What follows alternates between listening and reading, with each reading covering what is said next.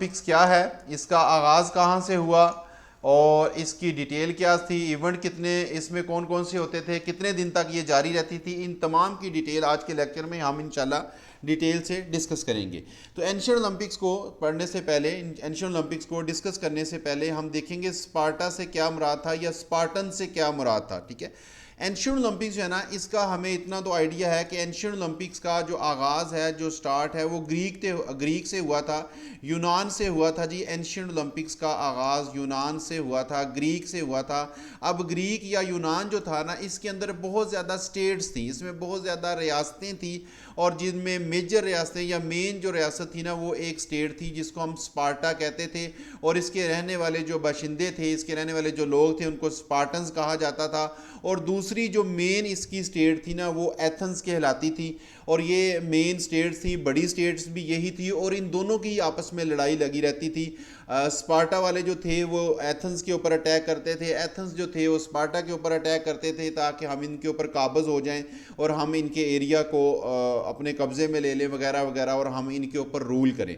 तो हम पहले ये स्पार्टा के बारे में पढ़ते हैं या स्पार्टन्स के बारे में पढ़ते हैं कि ये इस रियासत के जो लोग थे वो किस तरह के थे। उसके बाद हम इंशाल्लाह एंशियंट ओलंपिक्स के ओरिजिन के बारे में बात करेंगे।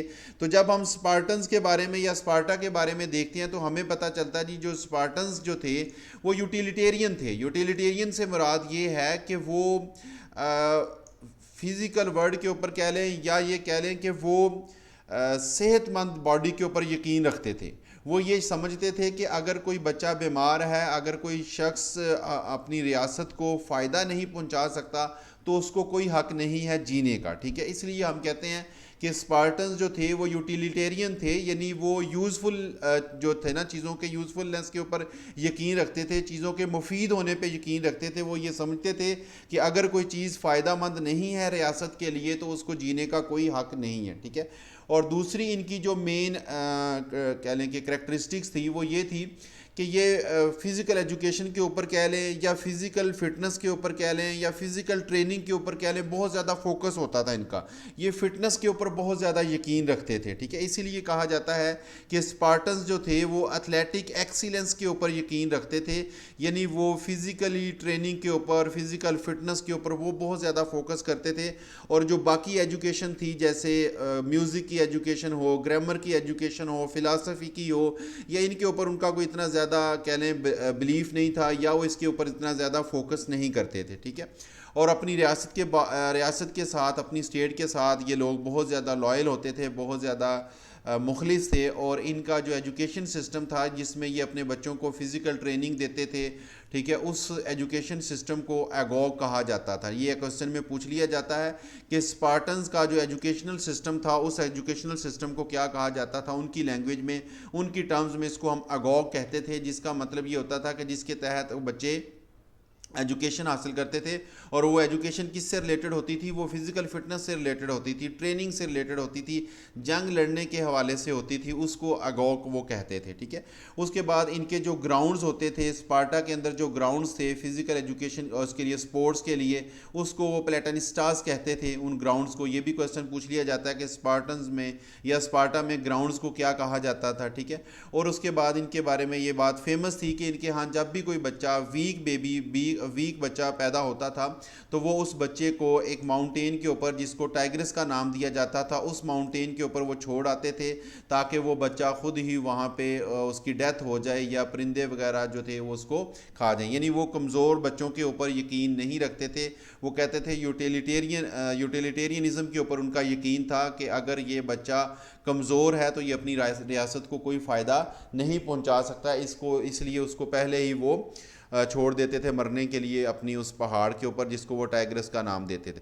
अब इसमें पेपर में जो क्वेश्चन या एमसीक्यूज़ की फॉर्म में जो क्वेश्चन पूछ लिया जाता है वो ये ग्राउंड्स का पूछ लिया जाता है, फॉर्मल एजुकेशन का पूछ लिया जाता है, ठीक है, वगैरह वगैरह। अब ये जो स्पार्टन्स जो थे ना, इनके एथेंस से पहले इनकी कह लें हुकूमत थी, या इनका कब्ज़ा था, या ये कह लें कि ये ओवरऑल रूल कर रहे थे स्पार्टा वाले, ठीक है। फिर उसके बाद स्पार्टा के बाद फिर आगे एथेंस वाले, ठीक है। एथेंस रियासत जो थी इनका अब कब्ज़ा हो गया। अब या ये समझ लें कि इनकी हुकूमत आ गई, इनकी गवर्नमेंट आ गई, इन्होंने रूल करना शुरू कर दिया एथेंस वालों ने। एथेंस से पहले कौन थे? स्पार्टा वाले थे। अब ये जो एथेंस वाले थे ना, इनको एक क्रेडिट तो ये जाता है कि एंशियंट ओलंपिक्स जो थी ना वो एथेंस वालों ने स्टार्ट की थी, ठीक है। एंशियंट ओलंपिक्स जो हमारी आजकल जो ओलंपिक्स हो रही है इसको हम मॉडर्न ओलंपिक्स कहते हैं। और ये मॉडर्न ओलंपिक्स जो है इसका आगाज़ कहाँ से हुआ था, इसका ओरिजिन जो है वो एंशियंट ओलंपिक्स था। और एंशियंट ओलंपिक्स को किसने स्टार्ट किया था? एंशियंट ओलंपिक्स को एथेंस वालों ने स्टार्ट किया था। एथेंस उनकी एक रियासत थी, ठीक है। अब एथेंस वाले जो थे ना, ये स्पार्टन्स की निस्बत ये लोग फिज़िकल फिटनेस या जंग या ट्रेनिंग इसके अलावा भी ये अदर एजुकेशन के ऊपर भी फोकस करते थे। लाइक ये अपने बच्चों को ग्रामर, म्यूज़िक या दूसरी एजुकेशन जैसे आर्ट्स, फिलासफी है, इसके बारे में भी अपने स्टूडेंट्स को, अपने बच्चों को सिखाते थे, ठीक है।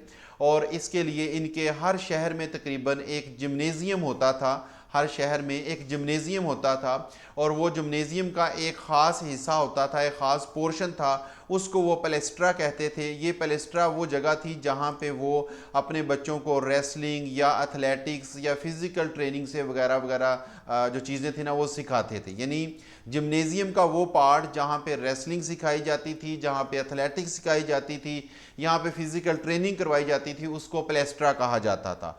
और दूसरा पोर्शन जो था जिम्नेज़ियम का, जिसे हम डिड एस्केलियम कहते थे, डिड एस्केलियम जो था इसमें वो किस चीज़ की एजुकेशन देते थे? इसमें वो म्यूज़िक, ग्रामर या इस तरह की दूसरी एजुकेशन जो थी ना वो अपने बच्चों को सिखाते थे, उनकी क्लासेस होती थी। तो एमसीक्यूज़ में ये क्वेश्चन पूछ लिया जाता है कि पैलेस्ट्रा जो था वो क्या था। पैलेस्ट्रा तो इसके बारे में ये भी कहा जाता है कि पैलेस्ट्रा एक स्कूल ऑफ रेसलिंग था, ये भी ठीक है। या ये कह दिया जाए कि यहाँ पे एथलेटिक की ट्रेनिंग होती थी, फिज़िकल ट्रेनिंग होती थी, तो ये भी ठीक है क्योंकि ये सारे काम पैलेस्ट्रा में होते थे। और इसी तरह डिड एस्केलियम जो है इसमें म्यूज़िक और ग्रामर वगैरह की क्लासेस होती थी। और एथेंस जो थे वो अपने फिज़िकल एजुकेशन के जो टीचर्स थे उनको पेडोट्राइब कहते थे, ठीक है। ये कुछ टर्म्स हैं जो आप लोगों ने याद रखनी है, पैलेस्ट्रा, डिड एस्केलियम, पेडोट्राइब्स वगैरह वगैरह। और बाकी ये ओवरव्यू मैंने जनरल आपके साथ डिस्कस कर दिया कि एथेंस जो थे वो किस तरह के थे। तो ये आप लोगों को कुछ क्लियर हुआ कि स्पार्टन्स में और एथेंस में क्या फ़र्क था, ठीक है। एथेंस जो है ना, इनको ये क्रेडिट जाता है कि इन्होंने एंशियंट ओलंपिक्स का आगाज़ किया था। और ये एथेंस वाले जो थे ना ये ज़्यादा गॉड्स के ऊपर यकीन रखते थे, ठीक है, गॉड्स को मानने वाले थे ज़्यादातर, ठीक है। और एंशियंट ओलंपिक्स भी इसी का एक कह लें कि हिस्सा है, अपने गॉड्स को क्रेडिट देने के हवाले से उन्होंने गेम्स ये स्टार्ट की थी। तो यहाँ तक आप लोगों को ये पता चल गया कि स्पार्टन्स क्या थे, एथेंस क्या थे, ठीक है।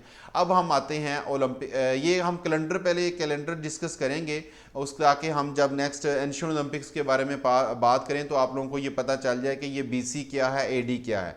बीसी और एडी के बारे में तो आप लोगों को पता होगा कि इसको हम कहते हैं जी कि बिफोर क्रिस्ट एडी बीसी है, और आफ्टर उनकी डेथ के बाद, हज़रत ईसा अलैहिस्सलाम की डेथ के बाद वाला जो पीरियड है वो उसको हम एडी से शो करते हैं, ठीक है।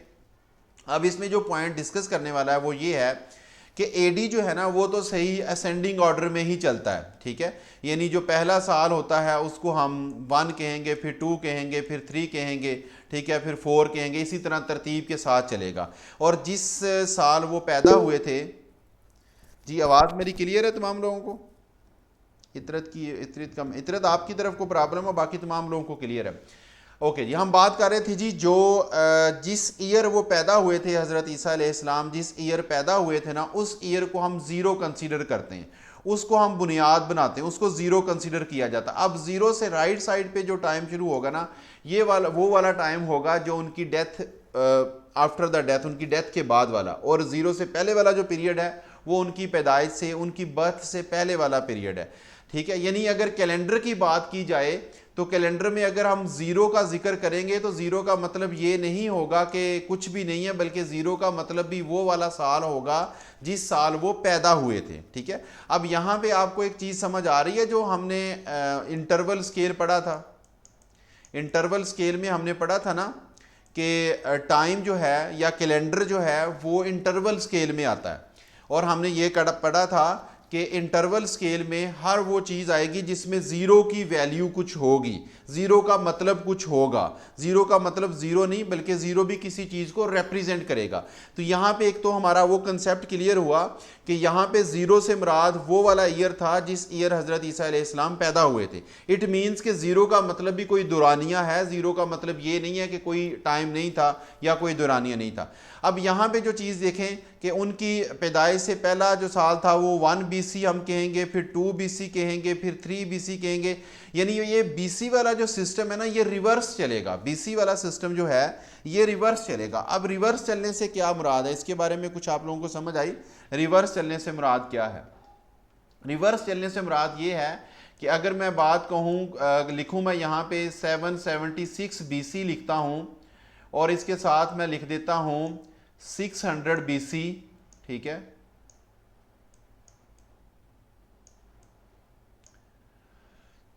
776 BC और 600 BC में लिख देता हूं, तो इससे आप लोगों को क्या आइडिया होगा कि पहले कौन सा दुरानिया आएगा, 600 BC वाला आएगा या 776 BC वाला आएगा? क्विकली सर 776 वाला। 776 वाला पहले आएगा। सर ये 600 वाला आएगा ना? 600 वाला आएगा ना, यही तो चीज मैं यहाँ पे डिस्कस करना चाह रहा हूँ। इससे तो आपने कंफ्यूज होना है कि ये रिवर्स चल रहा है, ये रिवर्स चल रहा है। BC जितना बड़ा होगा उतना ही वो समझे छोटा समझा जाएगा, ठीक है। यानी इसमें हम रिवर्स चलेंगे। इसका मतलब ये होगा, ये अगर मैं यहाँ पे 3 BC लिखता हूँ और फिर मैं यहाँ पे 1 BC लिखता हूँ, जैसे आपको इसमें साइकिल में इसमें ग्राफ पे शो भी हो रहा है 3 BC और 1 BC। तो इसमें देखें कि पहले कौन सा आया है, पहले 1 BC आया, फिर 3 BC आया। कुछ बात क्लियर हुई या नहीं? जैसे AD में है ना, जैसे अब हमारा जो साइकिल चल रहा है 2024, हम कहते हैं 2024, ये 2024 AD है। अब 2024 हमें अगर मैं कहूँ जी 2029 की बात है, तो आप कहेंगे जी 2029 तो अभी आया ही नहीं है, क्योंकि ये AD वाला जो साइकिल है ना, ये हमारा असेंडिंग ऑर्डर में चल रहा है, एक 1 से ऑनवर्ड चल रहा है कि 24 के बाद 25 आएगा, 25 के बाद 26 आएगा, 26 के बाद 27 आएगा। जबकि जो BC वाला था ना, BC वाला रिवर्स चलता था, BC वाला रिवर्स चलता था। यानी 776 BC के बाद 776 BC से जो अगला साल होना था वो 775 BC आएगा, ठीक है। और इसी तरह 775 BC के बाद फिर क्या आएगा, 774 BC आएगा। ये रिवर्स चलेगा। जबकि AD वाला जो है वो एडवांस में चलता है, आगे चलता है, और BC वाला जो है वो रिवर्स चलेगा। ये चीज़ यहाँ पे आप लोगों को अंडरस्टैंड करवाने की कोशिश कर रहा था, क्योंकि नेक्स्ट हम ये चीज़ देखेंगे जब हम एंशिएंट ओलंपिक्स की हिस्ट्री के बारे में पढ़ेंगे। तो ये क्लियर हो गई आपको BC और AD की? सर आपने बताया था कि जब उनकी पैदाइश हुई थी तो उसको हम जीरो मानेंगे, मतलब जी उस जी कैलेंडर को। जी, वहाँ से और फिर वो ज़ीरो का साल था। जी, जैसे जैसे फिर उनके ईयर्स बढ़ते गए, यानी उनकी एज बढ़ती गई, तो उसको हम कैसे काउंट करेंगे फिर? आप यहाँ पे ये इमेजिन करें कि ये वो साल है जहाँ पे उनकी पैदाइश हुई, ये वाला उनका दुरानिया है, उनका दौर है, ठीक है। जितना देर वो जिंदा रहे, ठीक है, जितनी देर वो जिंदा रहे। अब उनके जिंदा रहने से, उनके पैदा होने से जो पहले वाला ड्यूरेशन था वो BC कहलाता है, और उनकी डेथ के बाद वाला जो है वो AD कहलाता है, उनकी डेथ के बाद वाला, ठीक है। कि हम कहेंगे जी 2024 जा रहा है, तो इसका मतलब 2024 साल गुजर चुके हैं उनकी डेथ को। अगर हम 776 BC की बात करते हैं, तो इसका मतलब ये है कि उनकी पैदाइश से 776 साल पहले, ठीक है। जी क्लियर सर।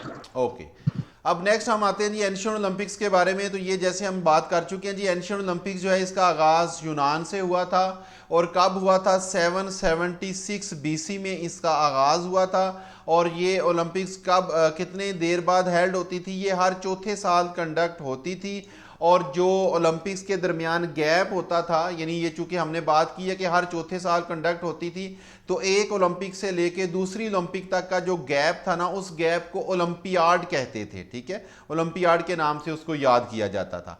अब हम नेक्स्ट देखते हैं कि ये जो हमारी गेम्स थी ना, जिसमें हमने जस्ट ओलंपिक की बात की है, तो एंशिएंट ओलंपिक्स में जस्ट ओलंपिक गेम नहीं होती थी, एंशिएंट ओलंपिक्स में बाकी गेम्स भी थी। जिसमें एक ओलंपिक गेम है, पाइदियन गेम्स थी, इज़मियन गेम्स थी, नाइमीन गेम्स थी।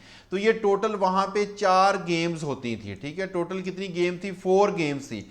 इन 4 गेम्स के कम्बिनेशन को वो पैन हेलेनिक फेस्टिवल कहते थे, यानी उनके यहाँ ये एक फेस्टिवल था, एक त्यौहार था जिसको वो पैन हेलेनिक कहते थे। और ये पैन हेलेनिक का मतलब क्या था? पैन हेलेनिक का मतलब कि 4 डिफरेंट गेम्स थी, 4 डिफरेंट कंपटीशन, 4 डिफरेंट टूर्नामेंट्स थे। एक ओलंपिक टूर्नामेंट था, एक पाइदियन टूर्नामेंट था, एक इज़मियन टूर्नामेंट था और एक नाइमीन टूर्नामेंट था। और ये जितने भी हमने गेम्स की बात की है, चारों गेम्स की, ये डिफरेंट प्लेसेस पे कंडक्ट होती थी और डिफरेंट गॉड्स के ऑनर में कंडक्ट की जाती थी। जैसे हमने बात की कि ये हमारी जो ओलंपिक गेम्स है ना, ये एथेंस वालों ने स्टार्ट की थी। और एथेंस वाले जो थे वो गॉड्स को बहुत ज़्यादा मानते थे, उनको बहुत ज़्यादा उनको कह लें कि क्रेडिट देते थे। तो उनको ऑनर देने के लिए उन्होंने ये गेम्स कंडक्ट करवाई थी, ठीक है। अब यहाँ पे ये चीज़ लिखी हुई है कि ओलंपिक गेम्स जो है ये ओलंपिया के मुकाम पे होती थी। ग्रीक में, यूनान के अंदर एक जगह थी, एक एरिया था जिसको ओलंपिया कहा जाता था।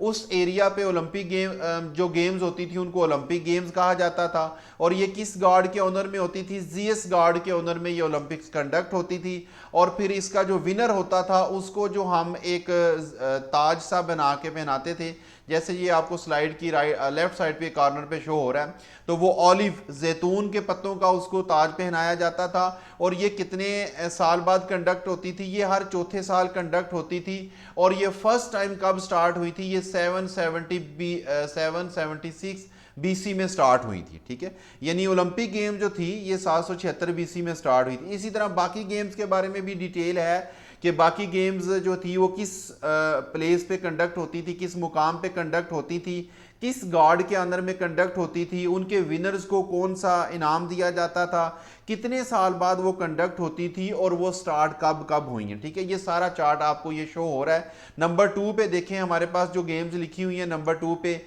ये पाइदियन गेम्स हैं, ठीक है। ये डेल्फाई के मुकाम पे होती थी, उस जगह का नाम डेल्फाई था। और ये किस गॉड के अंदर में थी? अपोलो उनका गॉड था, उसके अंदर में ये कंडक्ट करवाते थे। इनके विनर्स को वो बे का एक ताज सा बना के पहनाते थे। और ये भी हर चौथे साल कंडक्ट होती थी। और ये फर्स्ट टाइम जब कंडक्ट हुई तो ये 582 बीसी में कंडक्ट हुई।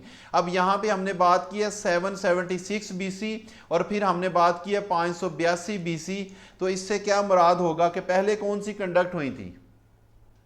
776 वाली हुई है, ये बाद में हुई है 582 वाली।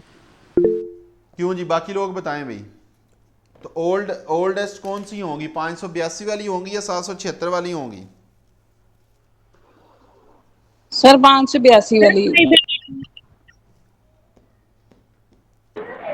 सर 582 वाली जो है, 582 वाली ये वाली ओल्ड होगी और 776 वाली जो होगी वो उसके जो अगर हम देखें एज ए कंपेयर तो वो लेटेस्ट होगी।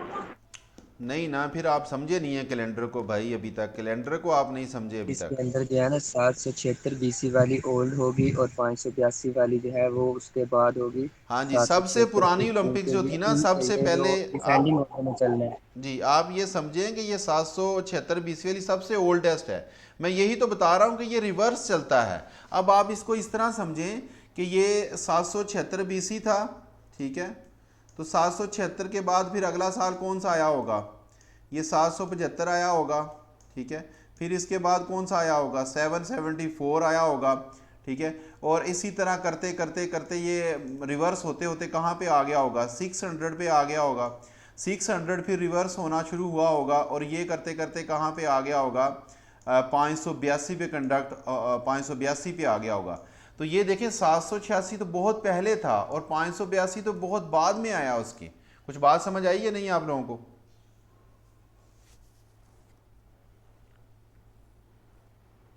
ठीक है। तो ये रिवर्स चलेगा, ये रिवर्स चलेगा, ये उलट चलेगा, ठीक है। ओके जी। तो इसके बाद नेक्स्ट हमारी देखें जी, इज़मियन गेम्स जो हैं, इज़मियन गेम्स जो हैं वो इज़मिया के मुकाम पे कंडक्ट होती थी। ये पॉजिडॉन गॉड था उनका, उसके ऑनर में कंडक्ट करवाई जाती थी। और इसके विनर को पाइन का रिथ या पाइन का वो ताज बना के पहनाया जाता था। और ये हर दूसरे साल कंडक्ट होती थी। और इस तरह ये भी पहली दफ़ा 582 बीसी में कंडक्ट हुई थी। इसी तरह नाइमीन गेम्स जो हैं ये नीमिया के मुकाम पे कंडक्ट होती थी, इसको हम नाइमीन पढ़ेंगे, ठीक है। और ये भी ज़ीयस गॉड के अंदर में कंडक्ट होती थी। वाइल्ड सेलरी के जो पत्ते होते थे उसका वो रिथ या ताज बना के पहनाया जाता था, और ये भी हर दूसरे साल कंडक्ट होती थी, और ये फर्स्ट टाइम 573 BC में कंडक्ट हुई थी। तो ये हमारी जो 4 गेम्स थी ना, इन चारों गेम्स के कॉम्बिनेशन को हम पैन हेलेनिक गेम्स कहते थे। Is it clear? ठीक है। हम चूंकि हमने बाकी गेम्स की डिटेल नहीं पढ़नी, हमने पाइदियन गेम्स, इज़मियन गेम्स, नाइमीन गेम्स, इनकी डिटेल हमने नहीं पढ़नी, हमने जस्ट ओलंपिक गेम्स को लेके चलना है, ओलंपिक गेम्स को आगे हमने पढ़ना है। लेकिन ये वाली गेम्स जो हैं इनके बारे में भी क्वेश्चन पूछ लिया जाता है, आपको याद होना चाहिए, पता होना चाहिए। पाइदियन गेम्स जो हैं ये किस मुकाम पे कंडक्ट होती थी, किस गॉड के अंदर में कंडक्ट होती थी, कितने साल बाद कंडक्ट होती थी। इसी तरह इज़मियन गेम के बारे में भी, नाइमीन गेम के बारे में भी, वगैरह वगैरह, ठीक है। अब हमने चूंकि किस गेम को पढ़ना है, ज़्यादा फोकस हमारा ओलंपिक गेम्स के ऊपर रहेगा, तो ओलंपिक गेम्स के बारे में हम देखते हैं जी। ज़ेस के गॉड के अंदर में ये कंडक्ट करवाई जाती थी। अब यहाँ पे ये क्वेश्चन आता है कि ये ज़ेस गॉड के ऑनर में जो गेम्स कंडक्ट करवाई हैं तो किसने कंडक्ट करवाई हैं। यही हमने क्वेश्चन स्टार्ट में कहा था कि हमने ये देखना है कि एंशिएंट ओलंपिक्स गेम कहाँ से स्टार्ट हुई थी, उसका आइडिया किसको आया था। तो असल में ये जो गेम्स थी ना, ये उनका एक रिलीजियस फेस्टिवल था। वो अपने गॉड को ऑनर पेश करने के लिए एक त्यौहार के तौर पे इसको सेलिब्रेट करते थे, और उनके उस रिलीजियस फेस्टिवल में गेम्स भी शामिल होती थी। और वो गेम्स किस तरह की थी, मसलन जैसे रेसलिंग, बॉक्सिंग, इस तरह की गेम्स होती थी, ताकि उनके जो इंडिविजुअल्स हैं, उनके जो लोग हैं, उनकी साथ साथ जंग की प्रिपरेशन भी होती रहे, ठीक है। तो अब ये जो ज़ीयस के ऑनर में गेम्स कंडक्ट हुई थी ना, जिसको हमने ओलंपिक गेम्स कहा, तो इसका जो आइडिया दिया था ना, वो गॉडेस हीरा ने दिया था। गॉडेस हीरा कौन थी जी? गॉडेस हीरा जो थी ये ज़ीयस की सिस्टर थी, उसकी सिस्टर भी थी और उसकी वाइफ भी थी। वो चूंकि उसकी अब सिस्टर ज़ाहिर है पहले थी, तो उसने फिर अपनी सिस्टर से शादी कर ली, ठीक है, तो वो फिर उसकी वाइफ बन गई। तो ये गॉडेस हीरा जो थी ना, इसने आप कह लें कि ओलंपिक गेम्स को स्टार्ट किया था। ओरिजिन जो है, इसको ओरिजिनेट जो किया था वो गॉडेस हीरा ने किया था। और किसके अंदर में? ज़ीयस गॉड के अंदर में। और ज़ीयस गॉड उसका क्या था? भाई भी था और उसका हस्बैंड भी था। अब कुछ जगहों पे ये लिखा गया, कुछ जगहों पे ये क्वेश्चन आता है, या कुछ जगहों पे ये कहा जाता है कि ये ओलंपिक गेम्स जो ज़ीयस गॉड के ऑनर में कंडक्ट हुई थी ना, इसको हरकुलिस ने कंडक्ट करवाया था। इन गेम्स को हरकुलिस ने कंडक्ट करवाया था। अब ये हरकुलिस कौन था? ये ज़ीयस का बेटा था, यानी ज़ीयस का बेटा था, जाहिर है फिर हीरा का भी वो बेटा होगा, ठीक है। तो बाज़ जगहों पे आपको देखने को मिलेगा कि ओलंपिक गेम्स जो थी, या एंशिएंट ओलंपिक गेम्स जो थी, वो गॉडेस हीरा ने उसको ओरिजिनेट किया था, और बाज़ जगहों पे हरकुलिस का लिखा हुआ है। दोनों ठीक है, लेकिन एक्चुअल अगर हम देखें, ज़्यादातर जो हमारे हिस्टोरियन हैं वो इस बात पे मुत्तफिक हैं कि जो ओलंपिक गेम्स थी ये गॉडेस हीरा ने स्टार्ट करवाई थी, और जो नाइमीन गेम्स थी ना, चूंकि ये भी गॉडेस ज़ीयस के ऑनर में थी, नाइमीन गेम्स जो थी ये भी गॉडेस ज़ीयस के ऑनर में थी। तो नाइमीन गेम्स जो थी ना, ये हरकुलिस ने कंडक्ट ओरिजिनेट करवाई थी, या इसको उसने स्टार्ट करवाया था अपने फादर के ऑनर में, अपने फादर को क्रेडिट पेश करने के लिए। ये क्लियर हो गया जी आप लोगों को ओलंपिक गेम के का ओरिजिन क्या था और नाइमीन गेम का था। तो अगर गॉडेस हीरा लिखा हो ये भी ठीक है, हरकुलिस अगर लिखा होगा तो ये भी ठीक होगा, ठीक है। अब नेक्स्ट हम अपनी नेक्स्ट स्लाइड्स में इन्हीं गेम्स के बारे में देखेंगे, पैन हेलेनिक गेम्स के बारे में, जैसे हमने बात की है एक चार्ट की फॉर्म में, और यहाँ पे हम उसकी डिटेल देखेंगे। वही चीज़ है जी, पैन हेलेनिक में हम सबसे पहले पैन का मतलब देखेंगे। पैन का मतलब होता है आल, और हेलेनिक का मीन होता है ग्रीक। तो पैन हेलेनिक गेम्स का मतलब क्या था कि ऑल ग्रीक। इससे हमें ये पता चलता है कि ये पैन हेलेनिक गेम्स जितनी भी होती थी, इसमें सिर्फ जो ग्रीक के लोग थे, यूनान के जो लोग थे, सिर्फ वही पार्टिसिपेट करते थे। इसके अलावा किसी और कंट्री के लोग इसमें पार्टिसिपेट नहीं करते थे। सिर्फ यूनानी जो लोग थे, प्योर ग्रीक जो थे, वही सिर्फ इन गेम्स में पार्टिसिपेट कर सकते थे। बाकी इनकी डिटेल हम कर चुके हैं कि जो ओलंपिया के मुकाम पे होती थी उसको ओलंपिक गेम कहते थे। ये हर चौथे साल कंडक्ट होती थी, और गॉड ज़ीयस के ऑनर में कंडक्ट होती थी। और जो गॉड ज़ीयस था उसको वो किंग ऑफ गॉड्स कहते थे। वो कहते थे तमाम गॉड्स का जो किंग है वो जीएस गॉड है। ये एमसीक्यूज में क्वेश्चन पूछ लिया जाता है कि जीएस गॉड क्या था, तो आप कहेंगे जी किंग ऑफ ऑल गॉड्स, ठीक है। इसी तरह जो सेकंड हमारे पास आ जाती हैं जी पाइदियन गेम्स जो थी, ये डेल्फाई के मुकाम पे कंडक्ट होती थी, ये भी हर चौथे साल कंडक्ट होती थी, और उसके बाद ये गॉड अपोलो के ऑनर में कंडक्ट की जाती थी, और जो अपोलो उनका गॉड था वो लाइट का गॉड था, रीजन का गॉड उसको वो कहते थे, ठीक है। इसी तरह नेक्स्ट अगर हम देखते हैं इज़मियन गेम्स जो थी ये हर दूसरे साल कंडक्ट होती थी, और ये पॉजिडॉन गॉड के अंदर में कंडक्ट होती थी, और पॉजिडॉन गॉड जो था वो सी एंड हॉर्सेस का गॉड उसको समझा जाता था। इसी तरह नाइमीन गॉड के बारे में हम पहले बात कर चुके हैं, ये गॉड जीएस के अंदर में कंडक्ट होती थी, हर दूसरे साल कंडक्ट होती थी, ठीक है। और जीएस को हमने जैसे पढ़ लिया कि ये किंग ऑफ गॉड्स था। अब जैसे हमारी मॉडर्न ओलंपिक्स है ना, तो मॉडर्न ओलंपिक्स का वेन्यू तो हर दफ़ा चेंज होता है, लेकिन एंशियंट ओलंपिक्स जो थी ना उसका वेन्यू चेंज नहीं होता था, वो सेम लोकेशन पे एक ही जगह पे फिक्स थी हर साल, हर जब भी उसका टाइम आता था तो उसी जगह पे वो कंडक्ट करवाई जाती थी। अब यहाँ पे हमने एक चीज़ पढ़ी है, आप नंबर इसको मैं हाईलाइट करने लगा हूँ, इसको ज़रूर फोकस करें कि लिखा हुआ जी second and fourth year of the Olympiad. इससे क्या मुराद होगा second and fourth year of Olympiad, इसको हम यहाँ पे डिस्कस करते हैं। ये देखें पहले हमारी जी फर्ज करें जब पहली ओलंपिक गेम्स होती थी ना, तो उसको वो कैलेंडर समझते थे जी ये पहला साल है, यानी इसको ओलंपियाड का पहला साल समझा जाता था जब ओलंपिक गेम्स कंडक्ट होती थी। फिर दूसरा साल जो ओलंपियाड का होता था उसमें क्या होता था, उसमें नाइमीन गेम्स और इज़मियन गेम्स कंडक्ट होती थी। ओलंपियाड का जो तीसरा साल था इसमें जो गेम्स होती थी इसको पाइदियन गेम कहा जाता था, और इस तरह ओलंपियाड का जो चौथा साल होता था इसमें नाइमीन गेम्स और इज़मियन गेम्स जो थी ये अगेन कंडक्ट होती थी। हम यही पढ़ के आए हैं अपनी प्रीवियस स्लाइड्स में कि नाइमीन गेम्स और इज़मियन गेम्स जो हैं ये हर दूसरे साल कंडक्ट होती थी। नाइमीन गेम्स और इज़मियन गेम्स जो हैं इनका इंटरवल कितना था, ये हर दूसरे साल कंडक्ट होती थी। तो यहाँ पे अगर हम देखें कि यहाँ पे अगर ये कंडक्ट हुई हैं और उसके बाद फिर ये साल और ये दूसरे साल में फिर ये कंडक्ट हो गई हैं, ठीक है। ये बात समझ आ गई कि हर दूसरे साल कंडक्ट होने से क्या मुराद था, ठीक है। और इसी तरह हमारी जो पाइदियन गेम्स हैं अगर हम इनकी बात करें, पाइदियन गेम्स की बात करें, तो ये ओलंपियाड के किस ईयर में कंडक्ट होंगी। अगर एमसीक्यूज में पूछ लिया जाता है जी कि पाइदियन गेम्स जो हैं ये ओलंपियाड के किस ईयर में कंडक्ट होती थी, तो आप क्या कहेंगे, क्विकली रिस्पॉन्ड करें थर्ड ईयर जी, किस ईयर में, तीसरे साल में थर्ड ईयर में कंडक्ट होती थी। ये उनका सीक्वेंस है, ये जो 1 2 3 4 लिखा हुआ है ना, ये इन गेम्स का कंडक्ट होने का सीक्वेंस है कि पहला जो साल था ओलंपियाड का, जब ओलंपिक गेम्स कंडक्ट होती थी तो उसको वो फर्स्ट ईयर ऑफ ओलंपियाड कहते थे, ठीक है। वहां से यानी ओलंपिक्स स्टार्ट हो जाती थी। फिर दूसरे साल में नाइमीन गेम्स और इज़मियन गेम्स कंडक्ट होती थी, तीसरे साल में पाइदियन गेम्स कंडक्ट होती थी, और चौथे साल में फिर नाइमीन और इज़मियन गेम्स कंडक्ट होती थी। ये नाइमीन और इज़मियन गेम्स को 2 दफ़ा हमने क्यों लिखा है, क्योंकि ये हर दूसरे साल कंडक्ट होती थी, जबकि ओलंपिक गेम्स और पाइदियन गेम्स जो हैं ये हर चौथे साल कंडक्ट होती थी।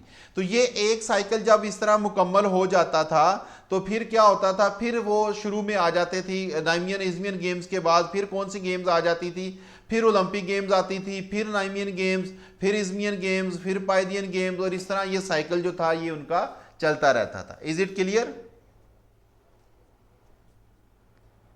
अब यहां पे अगर मैं आप लोगों से एमसीक्यूज की फॉर्म में क्वेश्चन पूछूं कि ये बताएं कि ओलंपिक गेम्स से पहले और ओलंपिक गेम्स के बाद कौन सी गेम्स होती थी, तो क्या आंसर देंगे आप लोग। ओलंपिक गेम्स से पहले और बाद में कौन सी game, exactly, yes, Olympic games से पहले भी नाइमियन गेम्स और इज़मियन गेम्स कंडक्ट होती थी, और ओलंपिक गेम्स के बाद भी नाइमियन ओलंपिक गेम्स ही कंडक्ट होती थी, ठीक है। इसको हमने इस साइकिल में समझ लिया। अब ये देखें यहाँ पे ओलंपिक गेम्स कंडक्ट हुई हैं तो फिर क्या हुआ जी, नाइमियन और इज़मियन गेम्स कंडक्ट हुई, फिर पाइदियन गेम्स कंडक्ट हुई, फिर नाइमियन और इज़मियन गेम्स कंडक्ट हुई। यहाँ पे साइकिल खत्म हो गया और इसके बाद फिर कौन सी गेम्स होनी थी, फिर ओलंपिक गेम्स होनी थी। तो इसका करेक्ट आंसर फिर क्या होगा कि नाइमीन और इज़मियन गेम्स जो हैं ये ओलंपिक गेम्स से पहले और बाद में ये वाली गेम्स होती थी। तो आई होप कि ये जो हमने स्लाइड में यहाँ पे लिखा हुआ है ना कि second and fourth year of olympiad, इसी तरह नाइमियन गेम्स के बारे में देखें लिखा हुआ है जी सेकंड एंड फोर्थ ईयर। इसी तरह अगर हम पाइदियन गेम्स के बारे में लिखें तो पाइदियन गेम्स के बारे में लिखा जी third year of the Olympiad. तो ये आई थिंक कि अब आप लोगों को ये समझ आ गई होगी कि यहाँ पे ये जो थर्ड ईयर ऑफ ओलंपियाड लिखा हुआ है तो ये कौन सा थर्ड ईयर ऑफ ओलंपियाड होगा, ठीक है। इसको हमने इसमें डिस्कस कर लिया डिटेल के साथ। ये कुछ उसका ग्रीक का मैप यहाँ पे शो किया गया है कि जो हमारी पाइदियन गेम थी डेल्फी के मुकाम पे कंडक्ट होती थी, ये ओलंपिया के मुकाम पे कंडक्ट होती थी, फिर ये नीमिया के मुकाम पे कंडक्ट होती थी। ये उनकी लोकेशन शो की गई है कि यहाँ पे इनकी लोकेशन थी, यानी अगर मैप में हम देखें तो ये एरिया वाइज कितनी कितनी दूर थी जगह जहाँ पे ये फोर डिफरेंट गेम्स कंडक्ट होती थी, ठीक है। उसके बाद हमारे पास अब आ जाता है जी ओलंपिया। अब हमने जो बाकी हमारी पैन हेलेनिक गेम्स थी ना, जिसमें नाइमीन गेम थी, पाइदियन गेम्स थी और इज़मियन गेम्स थी, उनकी डिटेल हमने उतनी ही करनी थी जितनी हम प्रीवियस स्लाइड्स में डिस्कस कर चुके हैं। अब यहाँ से ऑनवर्ड हमने सिर्फ और सिर्फ ओलंपिक गेम्स की बात करनी है, ओलंपिक गेम्स के बारे में पढ़ना है। तो सबसे पहले हम देखते हैं जी ओलंपिया से क्या मुराद है। तो ओलंपिया को कहा जाता है जी cradle of the Olympic games. Olympic games का क्रेडल भी इसको हम कहते हैं क्योंकि यहाँ से ओलंपिक गेम्स कंडक्ट हुई थी, शुरू हुई थी, स्टार्ट हुई थी, आगाज़ हुआ था इसका। और ये जो ओलंपिया है ना, ये कोई सिटी का नाम नहीं है, किसी शहर का नाम नहीं था, किसी टाउन का नाम नहीं था, बल्कि ये एक उनकी मुकद्दस जगह थी जिसको वो सेंचुरी कहते थे। एक मुकद्दस जगह थी यूनान के अंदर जहाँ पे उनके डिफरेंट गॉड्स जो थे उनके टेम्पल्स बने हुए थे। उस जगह को, उस मुकाम को वो लोग ओलंपिया कहते थे। यानी वो कोई सिटी नहीं था, शहर नहीं था, टाउन नहीं था, एक सेपरेट जगह थी, मुकद्दस जगह थी उनकी, जहाँ पे उनके डिफरेंट गॉड्स के टेम्पल्स बने हुए थे और उसमें जियस का टेम्पल भी बना हुआ था, ठीक है। और ये जो ओलंपिया का मुकाम था, इसमें जो उनका मुकद्दस एरिया था ना, सेक्रेड प्लेस जो थी, उसके इर्द गिर्द उन्होंने चार दीवारी की हुई थी और उस जगह को वो आल्टस कहते थे। उस मुकद्दस जगह को वो आल्टस कहते थे। और बाउंड्री के बाहर वाली जो जगह थी ना, बाउंड्री के बाहर वाली जो जगह थी उसको वो सेक्युलर एरिया कहते थे या नॉन रिलीजियस एरिया कहते थे, जहाँ पे वो स्पोर्ट्स वगैरह कंडक्ट करवाते थे, ठीक है। तो असल में ये जो वो ओलंपिक गेम्स कंडक्ट करवाते थे वो अपने गॉड जियस को खुश करने के लिए, उसके ऑनर में ये फेस्टिवल कंडक्ट किया जाता था जिसमें वो अपनी मजहबी रसूमात भी अदा करते थे और उसके साथ साथ उसमें कुछ स्पोर्ट्स भी होती थी, ठीक है। इसकी डिटेल हम नेक्स्ट स्लाइड में पढ़ते हैं कि स्टार्ट में क्या था, फिर बाद में क्या हुआ, वगैरह वगैरह। ये कुछ जनरल इन्फॉर्मेशन लिखी हुई है ओलंपिया के बारे में कि क्या क्या था, ये आप लोगों ने पढ़ लेनी है, कोई इतनी ख़ास नहीं है।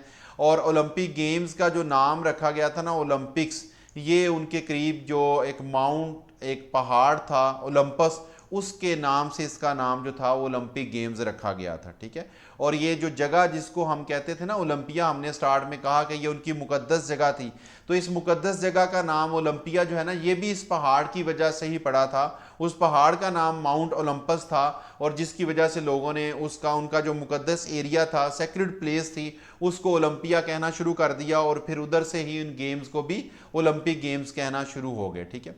अब आ जाती है जी हमारी बात एथलीट्स के बारे में कि ये जो हमारी एंशियंट ओलंपिक्स थी इसमें किस किस्म के एथलीट्स पार्टिसिपेट करते थे।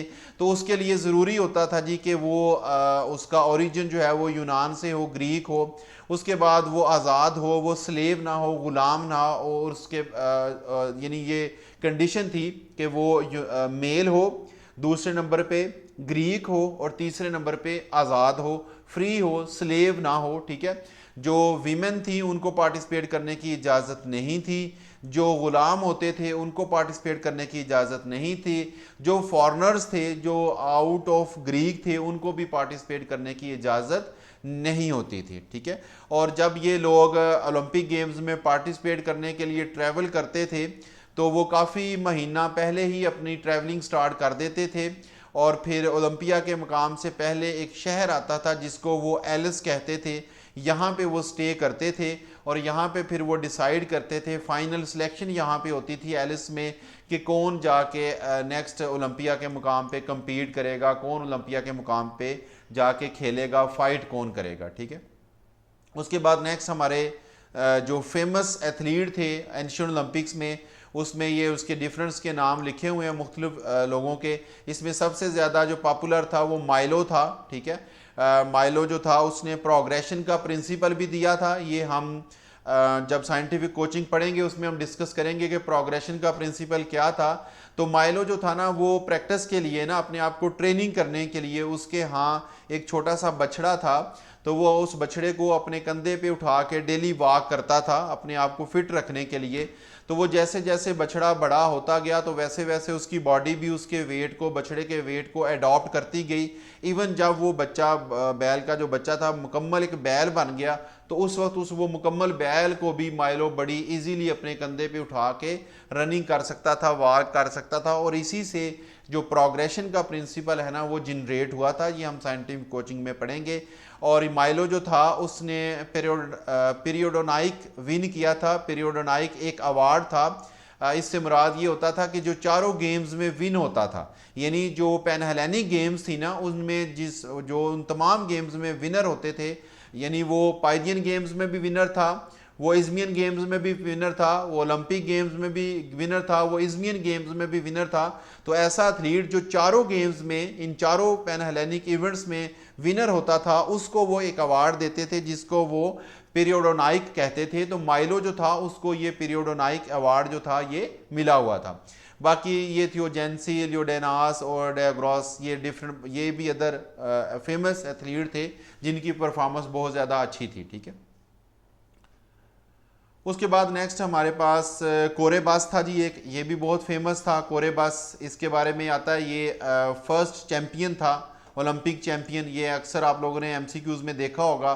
फर्स्ट ओलंपिक चैम्पियन जो था ये कोरेबास था। और ये बाई प्रोफेशन क्या था? बाई प्रोफेशन ये कुक था, ठीक है। आप लोगों को पता है कि एंशियंट ओलंपिक गेम्स जो होती थी ना हमारी, उसमें कोई भी प्रोफेशनल एथलीट नहीं होता था। प्रोफेशनल एथलीट से मुराद ये है कि किसी ने भी इसको एज ए प्रोफेशन नहीं अडॉप्ट किया होता था, बल्कि हर बंदा कोई ना कोई काम कर रहा होता था। जैसे कोरेबास बाई प्रोफेशन वो एक कुक था, एक बावर्ची था। तो वो लोग इंजॉय करने के लिए शौकिया तौर पे गेम्स में पार्टिसिपेट करते थे। वो पैसे कमाने के लिए या मनी को अर्न करने के लिए इन गेम्स में पार्टिसिपेट नहीं करते थे, और ना ही एज सच कोई वहाँ पे रिवार्ड दिए जाते थे फाइनेंशियली, या इस तरह का कोई अवार्ड, माली तौर पे कोई अवार्ड नहीं दिया जाता था। जस्ट वो अपने कह लें कि पैशन की वजह से, अपनी इंटरेस्ट की वजह से गेम्स में पार्टिसिपेट करते थे। और जो प्रोफेशनल एथलीट्स होते थे उनको पार्टिसिपेट करने की इजाज़त भी नहीं थी। जो मॉडर्न ओलंपिक्स हमारी जब स्टार्ट हुई 1896 में, तो शुरू वाली जो मॉडर्न ओलंपिक गेम्स थी चंद एक, उसमें भी प्रोफेशनल एथलीट को पार्टिसिपेट करने की इजाज़त नहीं थी। तो ये फिर लेटर आई थिंक 1912 में ये फिर उन्होंने प्रोफेशनल एथलीट्स को भी पार्टिसिपेट करने की इजाज़त दी। ये डिटेल हम वैसे मॉडर्न ओलंपिक्स में पढ़ेंगे। तो कोरेबास के बारे में जी, कोरेबास जो था ये फर्स्ट ओलंपिक चैम्पियन था। ओलंपिक गेम्स में जब स्टार्ट हुई तो इसका जो फर्स्ट चैंपियन था वो कोरेबास था, और ये एलिस का रहने वाला था। जैसे हम प्रीवियस स्लाइड में पढ़ चुके हैं कि एलिस क्या थी, एक सिटी था जो ओलंपिया से करीब था। और ये कौन सी रेस में विनर था? ये 192 मीटर की जो रेस थी, 192 मीटर की रेस, या जिसको हम स्टेड भी बोलते थे। ये स्टेड से मुराद ये था कि उनका जो स्टेडियम होता था ना वो लंबाई के रुख में होता था, ठीक है। और वो इस लंबाई, इसका एक पॉइंट से दूसरे पॉइंट तक का जो डिस्टेंस था ना, ये तकरीबन 192 मीटर बनता था। और रेस वो इसी तरह शुरू होती थी कि स्टेडियम के एक एज से स्टार्ट होती थी और दूसरे एज पे ख़त्म हो जाती थी। तो इसको वन स्टेड कहा जाता था, यानी सिर्फ यहाँ से आपने शुरू करनी है और उधर जाके दूसरे एज पे ख़त्म कर देनी है, तो इसको वन स्टेड बोला जाता था। और ये 192 मीटर के इक्वल होती थी। तो कोरेबास के बारे में ये क्वेश्चन पूछ लिया जाता है कि इसका प्रोफेशन क्या था, किस सिटी का रहने वाला था, कौन सी रेस इसने विन की थी, वगैरह वगैरह। इसी तरह कैनिस्का का नाम भी अक्सर एमसीक्यूज में पूछ लिया जाता है जी। कैनिस्का क्या थी? ये एक फीमेल थी, और कैनिस्का जो थी ये फर्स्ट वीमेन थी टू ओलंपिक गेम्स की। जैसे मेल में हमने कहा कि कोरेबास था, और फीमेल में जो हमारी चैंपियन थी वो कौन थी, कनिष्का थी। अब यहाँ पे क्वेश्चन ये आता है कि हम तो प्रीवियस स्लाइड में ये पढ़ के आए हैं कि फीमेल को तो पार्टिसिपेट करने की परमिशन ही नहीं थी, तो फिर ये कनिष्का कहाँ से आ गई ओलंपिक चैंपियन, क्यों जी? Anyone reply please. सर इसने भेस बदल के ना वो किया था ना, अपने आप को उसमें हिस्सा लिया था, बाद में पता चला था ना कि उसके वो बाप और भाई की जगह पे ये आई थी। नहीं सर, ऐसे में सर ये है तो चार्ट रेस जो बगी रेस होती थी ना, उसमें खवातीन जो है वो पार्टिसिपेट कर सकती थी। एग्जैक्टली जो बिल्कुल जो इकरा अरूज बात कर रही है ना, वो कनिष्का नहीं थी, वो और थी जिसने भेस बदल के रेसलिंग में पार्टिसिपेट किया था। तो जब वो तो थी, देखने की भी परमिशन नहीं थी। वो जो जिसकी इकरा शकीला ने शकीला ने बात की है ना जिसकी, वो ये थी कि फीमेल जो थी ना उनको ये ओलंपिक इवेंट्स जो थे ना ये देखने की भी परमिशन नहीं थी। तो वो खातून जो थी उसका नाम मेरे माइंड से निकल गया, वो भेस बदल के गेम्स देख रही थी, वॉच कर रही थी। तो जब उसका बेटा जो था ना वो विन कर गया ना, रेसलिंग आई थिंक विन कर गया, तो उसने जब वो शाउट किया ना खुशी से, तो उससे लोगों को पता चल गया ये तो फीमेल है। लेकिन वो खैर उसको उन्होंने माफ़ कर दिया था, क्योंकि उसका हस्बैंड जो था वो भी ओलंपिक चैंपियन रह चुका था, उसका बेटा भी चैंपियन था, इस वजह से उसको माफ़ी मिल गई थी। अदरवाइज़ फीमेल को देखने की भी इजाज़त नहीं थी, और अगर कोई देखता था इस तरह भेस बदल के तो उसको भी वो सज़ा देते थे। तो हम बात कनिष्का की कर रहे थे कि कनिष्का कैसे ओलंपिक चैंपियन बन गई। तो कनिष्का जो थी ना, ये चैरियट रेस जो थी ना, ये क्या होती थी, जिसको हम बग्गी रेस कहते हैं ना, कि जिसके आगे 4 हॉर्सेस होते हैं, 4 घोड़े होते हैं, और उसके पीछे एक उसको भगाने वाला बंदा होता है, और एक वो डोली सी बनी होती है, जो भी उसको आप कह लें, बग्गी रेस जिसको हम कहते हैं चैरियट रेसिंग। तो चैरियट रेसिंग में ये होता था कि चैरियट रेसिंग रेस जो लगाता था वो तो मेल ही होता था जो घोड़ों को भगाता था। लेकिन अगर वो विन कर जाता था ना, तो उसका क्रेडिट उसको दिया जाता था जिसके वो घोड़े होते थे, ऑनर को, मालिक को।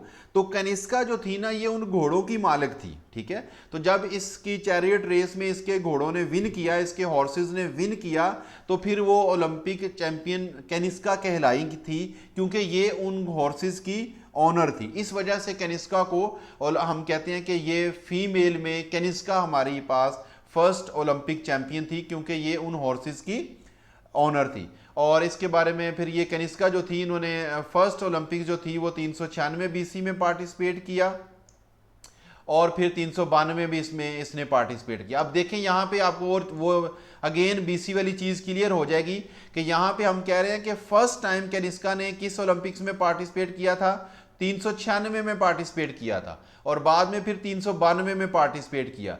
यानी 396 जो था वो पहले आया था, 392 जो था वो बाद में आया है। हमने यही बात बीसी को पढ़ी थी ना, बीसी रिवर्स चलता है, 396 पहले और 392 जो है वो बाद में आया था, ठीक है। उसके बाद नेक्स्ट हमारे पास आ जाता जी ओलंपिक प्रोग्राम, कि ये जो ओलंपिक गेम्स थी ये कितने दिन जारी रहती थी, क्या क्या इवेंट्स इसके होते थे, ये हम देखेंगे इस स्लाइड में। तो स्टार्ट में जब ओलंपिक गेम्स को स्टार्ट किया गया ना, तो ये सिर्फ 1 डे तक मुश्तमिल होती थी, यानी एक दिन ही गेम्स कंडक्ट करवाई जाती थी। जो उनका रिलीजियस फेस्टिवल था उसमें ओलंपिक गेम्स जो थी जस्ट 1 डे रखा हुआ था, उन्होंने एक दिन ही था जिसमें वो गेम्स कंडक्ट करवाते थे। फिर लोगों की इंटरेस्ट को देखते हुए उन्होंने 1 से 3 दिन कर दिए, और फिर 3 दिन से 5 दिन कर दिए, ठीक है। यानी आप ये कह लें कि 684 बीसी से ऑनवर्ड, 684 बीसी से ऑनवर्ड जो है ना, ओलंपिक गेम्स जो थी ये 5 दिन तक कंटिन्यू रहती थी। शुरू में स्टार्ट में ऐसे हुआ कि ये 1 दिन भी कंटिन्यू रही, फिर 3 दिन तक भी होती रही, लेकिन 684 बीसी से ऑनवर्ड फिर ये क्या हुआ कि ये 5 दिन तक जारी रही। अब यहाँ पे आप लोग ये कहेंगे कि सर हमने तो ये पढ़ा है कि ओलंपिक स्टार्ट ही 776 बीसी में हुई हैं, तो फिर ये 684 बीसी कहाँ से आ गया।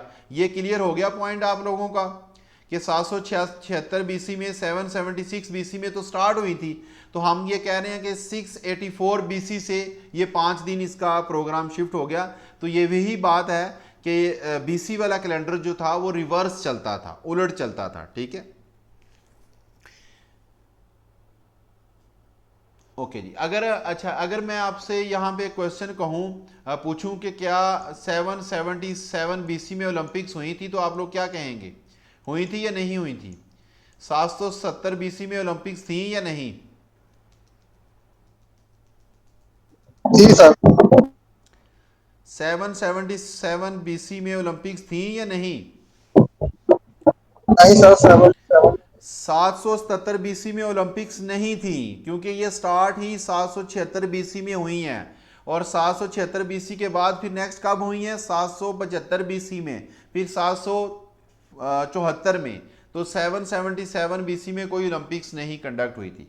ओके जी, फिर उसके बाद हमने ये बात कर ली कि ये एंशियंट ओलंपिक्स का हमारा जो प्रोग्राम था ये 5 दिन का होता था, 5 डेज का होता था। नेक्स्ट हमारे पास ये क्वेश्चन है कि जो एंशियंट ओलंपिक्स होती थी ना, ये इंडिविजुअल स्पोर्ट्स सिर्फ इसमें होती थी, इसमें टीम इवेंट कोई नहीं होता था, सिर्फ इंडिविजुअल स्पोर्ट्स होती थी, और तमाम इवेंट्स जो थे वो स्टेडियम में होते थे या हिप्पोड्रोम में होते थे।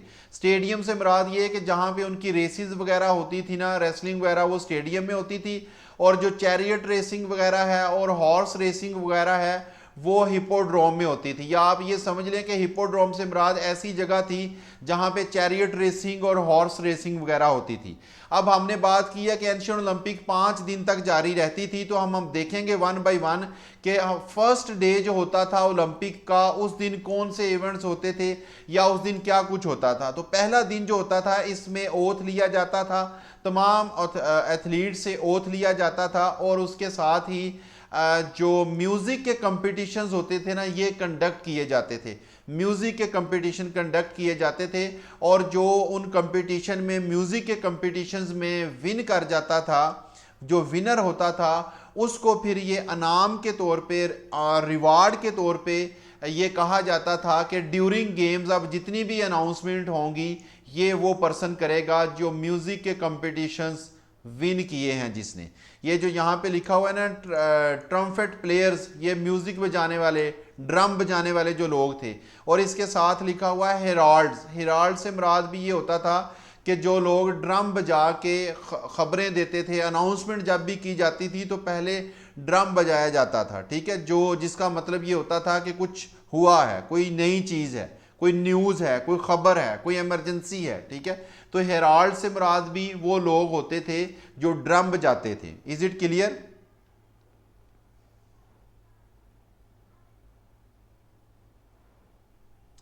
ओके जी, तो हमें ये पता चल गया कि ओलंपिक, एंशियंट ओलंपिक का जो